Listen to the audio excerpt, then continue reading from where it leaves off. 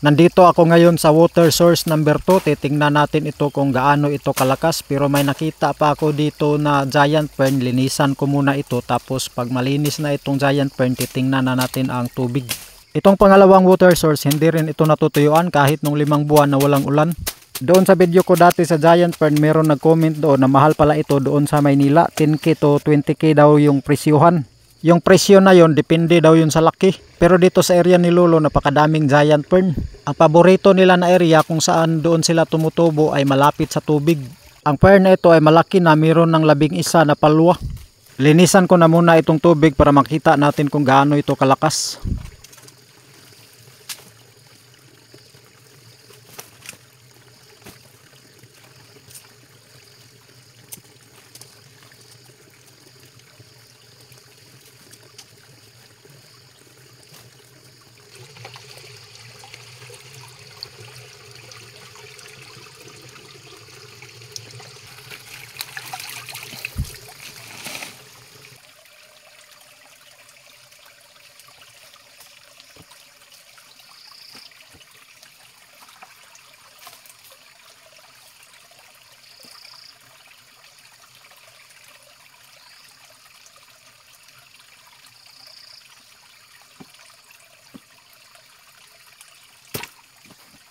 Ito na siya, ganito siya kalakas. Kapag linagyan ito ng tub, madali lang mapuno yung tub kasi napakalakas. Oh.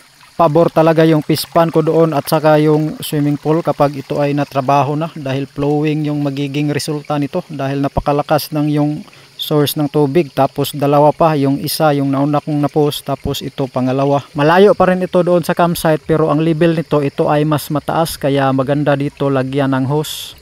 Ito ang pangalawang source ng tubig. Ang tubig na ito ay hindi matuyuan. Yung source ng tubig, 5 ito sila lahat. Pero hindi ko na sinali yung 3 doon sa minimap. Dahil yung 3 kasi kapag mataas na yung init, aabot na ng mga 2 buwan, tuyuan na. Kaya ang isinali ko doon sa minimap, ito lang 2 na hindi talaga ito matuyuan. Subok na ito. Kahit nung nag-El Nino. Kahit dito pa lang, pwede na maligo.